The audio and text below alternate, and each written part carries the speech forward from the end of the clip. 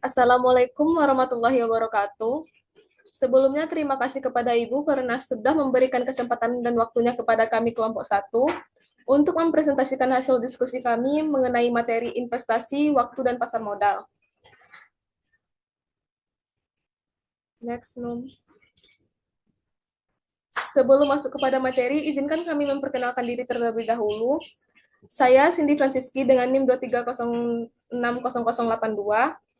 Yang kedua ada Fitri Azahra dengan NIM 230600101.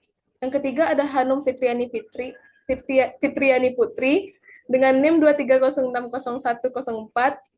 Yang keempat ada Nina Aprilia dengan NIM 230600068. Dan yang terakhir ada Nisfa Zakia dengan NIM 230600069.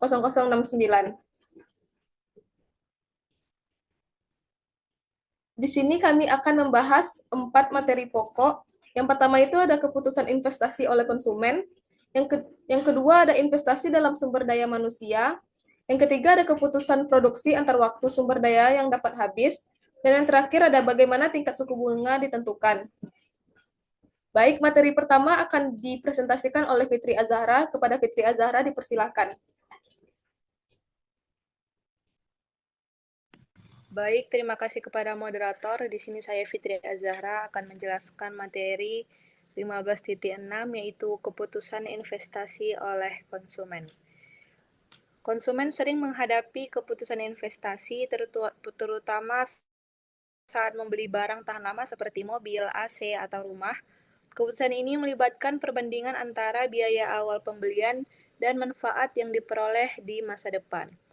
Untuk menilai apakah suatu pembelian menguntungkan, konsumen menggunakan konsep Net Present Value atau NPV, yaitu menghitung nilai sekarang dari manfaat masa depan dan membandingkannya dengan biaya saat ini. Contohnya, misalkan seseorang mempertimbangkan untuk membeli mobil seharga 20.000 US dollar dengan biaya operasional tahunan 3.000 dan nilai jual kembali setelah 6 tahun sebesar 4.000. Jika manfaat transportasi tahunan yang diperoleh adalah 6.000, maka NPV dapat dihitung dengan mendiskontokan manfaat dan biaya selama 6 tahun ke depan. Jika NPV positif, pembelian dianggap menguntungkan, namun keputusan ini juga dipengaruhi oleh tingkat diskonto individu yang mencerminkan preferensi waktu dan tingkat bunga yang relevan.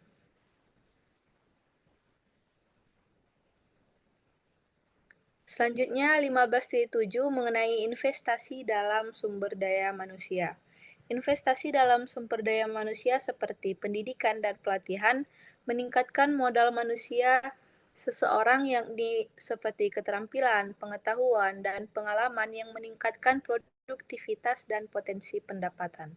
Keputusan untuk berinvestasi dalam pendidikan dapat dianalisis menggunakan NPV dengan mempertimbangkan biaya pendidikan termasuk biaya peluang dari pendapatan yang hilang selama studi dan peningkatan pendapatan yang diharapkan setelah lulus. Contohnya, seorang individu mempertimbangkan untuk mengikuti program MBA selama 2 tahun dengan total biaya termasuk biaya hidup dan kehilangan pendapatan sebesar 90.000 US dollar.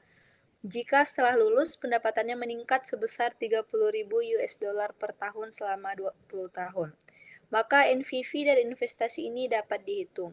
Jika NPV positif, investasi dalam pendidikan dianggap menguntungkan secara finansial, namun karena akses ke pendidikan tinggi semakin luas, keuntungan ekonomi dari pendidikan dapat menurun mendekati nol dalam pasar dengan entry bebas, di mana investasi menghasilkan laba ekonomi nol. Sekian dari saya kembalikan kepada moderator.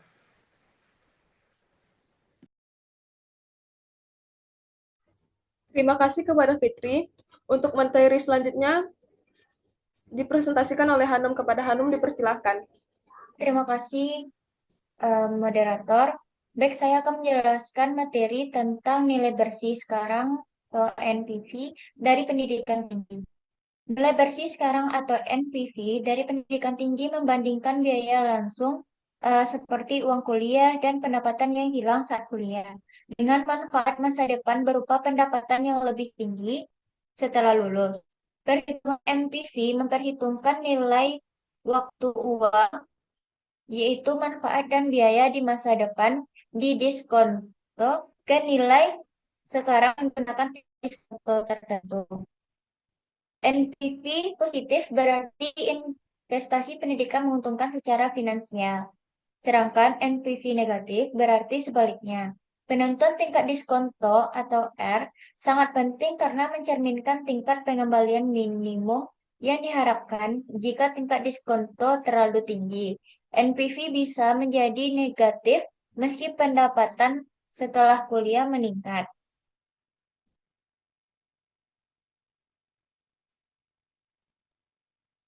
NPV pendidikan tinggi tidak hanya dipengaruhi oleh faktor keuangan, tetapi juga oleh faktor non-finansial seperti kepuasan pribadi dan peluang karir.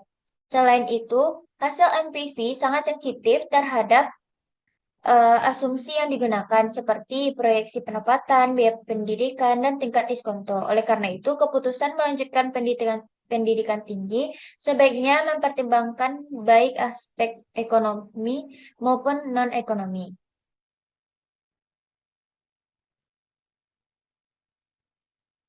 Baik, saya lanjutkan ke materi 15.8 yaitu tentang keputusan produksi antar waktu sumber daya yang dapat habis. Keputusan produksi sering melibatkan aspek antar waktu, terutama untuk sumber daya yang dapat habis seperti minyak atau mineral. Produsen harus memutuskan kapan dan berapa banyak sumber daya yang akan dieksploitasi agar memperoleh keuntungan optimal. Nah, keputusan ini dipengaruhi oleh harga saat ini dan proyeksi harga masa depan, serta biaya dan keuntungan yang mungkin timbul. Nah, dalam praktiknya, produsen akan mempertimbangkan nilai sumber daya jika dijual sekarang dibandingkan jika disimpan untuk dijual di masa depan, dengan memperhitungkan faktor seperti tingkat diskonto, dan ekspektasi harga. Nah, lalu prinsip ini penting untuk mengelola sumber daya yang terbatas agar tidak habis terlalu cepat, sekaligus memaksimalkan nilai ekonomi yang diperoleh. Baik, itu saja yang dapat saya sampaikan. Saya kembalikan kepada moderator. Baik, terima kasih kepada Hanum. Untuk materi selanjutnya akan disampaikan oleh Nispa. Kepada Nispa dipersilahkan. Baik, terima kasih moderator. Saya akan melanjutkan materi mengenai keputusan produksi produsen sumber daya individual. Inti dari keputusan produksi sumber daya individual ini adalah bagaimana seorang individu yang memiliki sumber daya seperti waktu, tenaga, keterampilan, ataupun modal membuat keputusan alokasi sumber daya tersebut untuk menghasilkan barang atau jasa dengan tujuan memaksimalkan keuntungan. Keuntungan dihitung sebagai selisih antara total pendapatan atau hasil penjualan barang dan jasa dan total biaya. Faktor-faktor yang mempengaruhi keputusan. Yang pertama, perubahan harga. Perubahan harga input ataupun output akan mempengaruhi perhitungan keuntungan dan mengubah keputusan produksi. Yang kedua, perubahan teknologi. Kemajuan teknologi dapat meningkatkan produktivitas dan mengubah cara produsen mengalokasikan sumber dayanya. Yang ketiga, kebijakan pemerintah. Regulasi, pajak, ataupun subsidi dapat mempengaruhi biaya produksi dan daya tarik suatu jenis produksi. Proses pengambilan keputusan, produsen akan mempertimbangkan beberapa hal dalam membuat keputusan produksi. Yang pertama, barang atau jasa apa yang akan diproduksi. Keputusan ini didasarkan pada potensi permintaan pasar, harga jual, dan kemampuan produsen. Yang kedua, bagaimana cara memproduksi. Keputusan ini terkait dengan kombinasi sumber daya yang paling efisien untuk menghasilkan output. Yang ketiga, berapa banyak yang akan diproduksi. Keputusan ini mempertimbangkan biaya produksi, potensi pendapatan, dan titik di mana keuntungan maksimal tercapai. Secara keseluruhan, keputusan produksi produsen sumber daya individual adalah proses alokasi sumber daya yang rasional dengan mempertimbangkan tujuan keuntungan, berbagai kendala, dan faktor-faktor ekonomi yang relevan. produsen akan berusaha untuk menggunakan sumber dayanya sedemikian rupa sehingga menghasilkan output yang paling menguntungkan bagi dirinya. Selanjutnya yaitu perilaku harga pasar. Perilaku harga pasar adalah bagaimana harga suatu barang dan jasa ditentukan dan berubah dalam pasar sebagai hasil interaksi antara permintaan dan penawaran.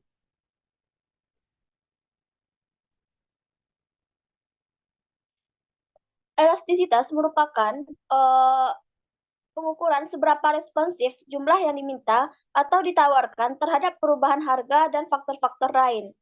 Yang pertama, elastisitas harga permintaan, mengukur seberapa besar perubahan jumlah yang diminta akibat perubahan harga. Yang kedua, elastisitas harga penawaran, mengukur seberapa besar perubahan jumlah yang ditawarkan akibat perubahan harga. Yang ketiga, elastisitas silang, mengukur responsivitas permintaan suatu barang terhadap perubahan harga barang lain. Elastisitas pendapatan mengukur responsivitas permintaan suatu barang terhadap perubahan pendapatan konsumen. Selanjutnya yaitu intervensi pemerintah.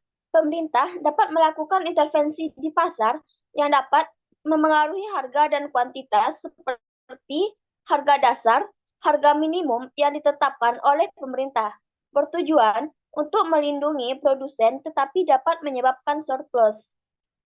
Yang kedua yaitu harga tertinggi. Harga maksimum yang ditetapkan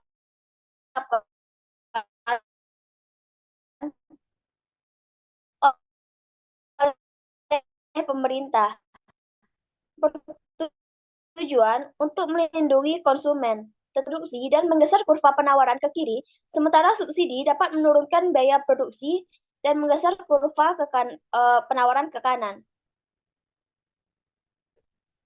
Secara keseluruhan, perilaku harga pasar adalah hasil dari interaksi dinamis antara permintaan dan penawaran. Perubahan dalam faktor-faktor yang mempengaruhi permintaan dan penawaran akan menyebabkan pergeseran keseimbangan pasar dan perubahan harga. Konsep elastisitas membantu kita memahami sensitivitas respon konsumen dan produsen terhadap perubahan-perubahan tersebut. Intervensi pemerintah dan struktur pasar juga memainkan peran penting dalam membentuk perilaku harga. Mungkin sekian materi yang dapat saya sampaikan, saya kembalikan kepada moderator. Baik, terima kasih kepada Nisfa. Untuk materi selanjutnya akan disampaikan oleh saya sendiri.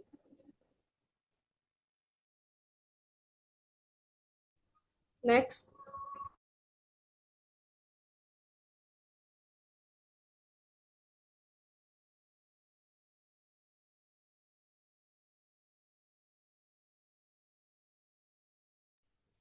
Materi selanjutnya adalah biaya pengguna. Biaya pengguna adalah selisih antara harga dan biaya produksi marginal. Biaya ini akan naik lama-kelamaan setelah sumber daya dalam tanah akhirnya makin langka. Biaya kesempatan untuk menghabiskan unit lainnya masih tinggi. Jenis-jenis biaya pengguna. Yang pertama itu ada biaya moneter langsung. Uang yang dibayarkan secara langsung oleh konsumen, misalnya harga tiket, biaya langganan atau tarif layanan. Yang kedua ada biaya waktu. Waktu yang dihabiskan untuk mengakses atau menggunakan suatu layanan, misalnya seperti waktu antrian atau waktu perjalanan. Yang ketiga ada biaya psikologis dan kenyamanan. Ketidaknyamanan, stres atau kesulitan saat menggunakan suatu produk atau layanan.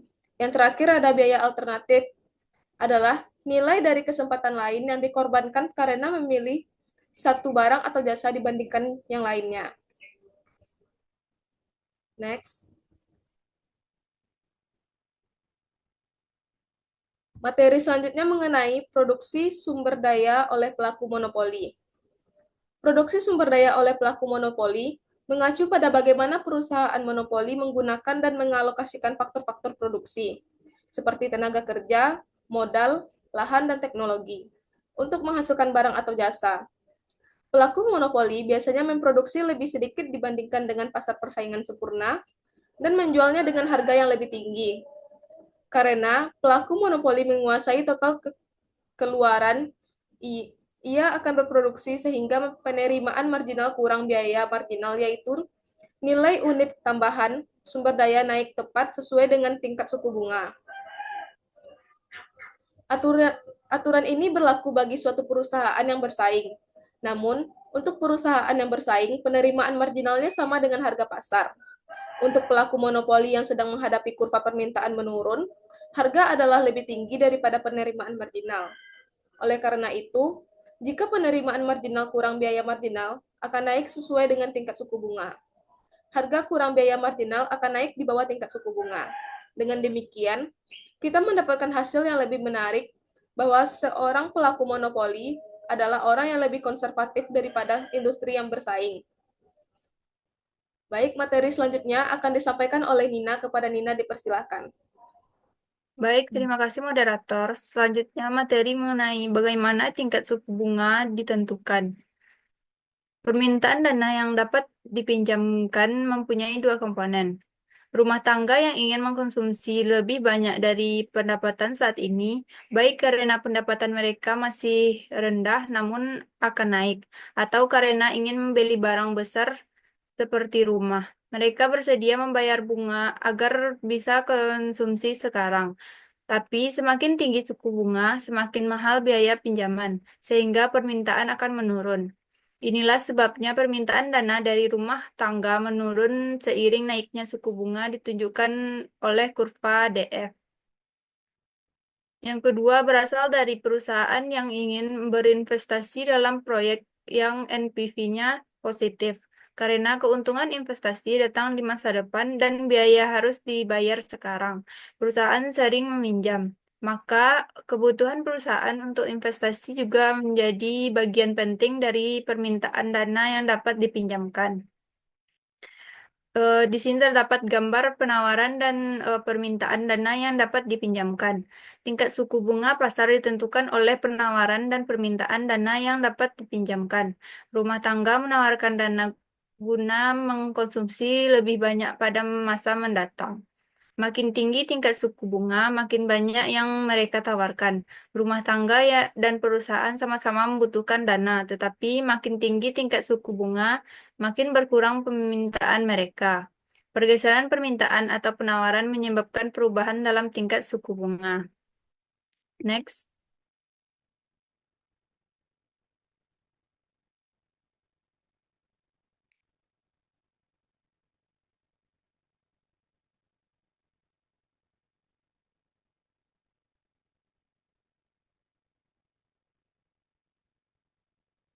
Next, moderator.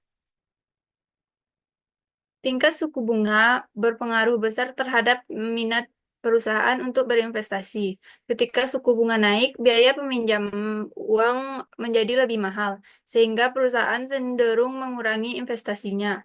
Akibatnya, permintaan perusahaan terhadap dana pinjaman menurun dan membentuk kurva permintaan yang menurun, yang ditunjukkan oleh kurva DF. Permintaan total untuk dana pinjaman kurva DT merupakan gabungan antara permintaan dari rumah tangga dan perusahaan. Kurva DT yang bertemu dengan kurva penawaran dana akan menentukan tingkat suku bunga equilibrium R. Tingkat suku bunga ini bisa berubah karena beberapa faktor. Yang pertama, jika terjadi resesi ekonomi, perusahaan memperkirakan penurunan penjualan dan laba di masa depan. Hal ini membuat mereka enggan berinvestasi, sehingga permintaan dana menurun dan kurva DF serta DT bergeser ke kiri. Akibatnya, suku bunga equilibrium turun. Yang kedua, jika pemerintah mengalami defisit anggaran yang besar dan harus meminjam dana, maka permintaan dana meningkat, kurva DT bergeser ke kanan sehingga suku bunga equilibrium naik. Yang terakhir, kebijakan moneter dari bank sentral yang juga sangat mempengaruhi. Jika bank sentral menambah jumlah uang di pasar, penawaran dana meningkat, kurva penawaran bergeser ke kanan dan suku bunga pun menurun. Next.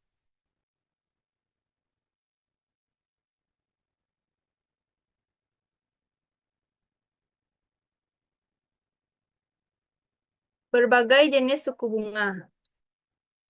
Terdapat beberapa jenis suku bunga. Yang pertama itu suku bunga obligasi pemerintah jangka pendek.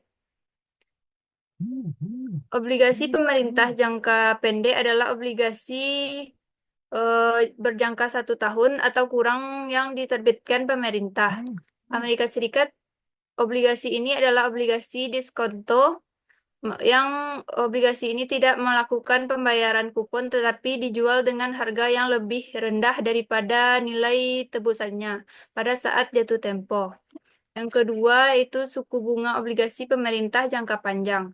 Obligasi pemerintah jangka panjang adalah obligasi dengan jangka waktu yang lebih lama yang diterbitkan pemerintah Amerika Serikat selama lebih dari 1 tahun dan biasanya selama 10 hingga 30 tahun. Yang ketiga, tingkat dana federal. Ini adalah tingkat bunga yang akan diberlakukan oleh perbankan satu sama lain untuk pinjaman singkat pada dana-dana federal. Dana federal tersebut terdiri dari sirkulasi mata uang ditambah deposit yang disimpan di Federal Reserve Bank. Yang keempat yaitu tingkat diskonto. Bank-bank komersial kadang-kadang meminjam uang untuk jangka pendek dari Federal Reserve. Yang kelima, suku bunga surat berharga komersial.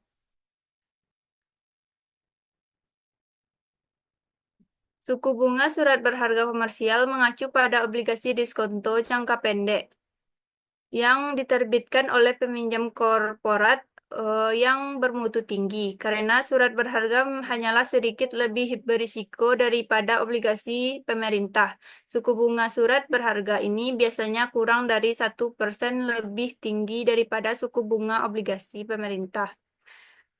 Yang keenam itu suku bunga utama. Ini adalah suku bunga yang kadang-kadang disebut juga dengan suku bunga rujukan yang ditetapkan bank-bank besar sebagai titik acuan untuk peminjaman jangka pendek bagi peminjam korporat terbesarnya.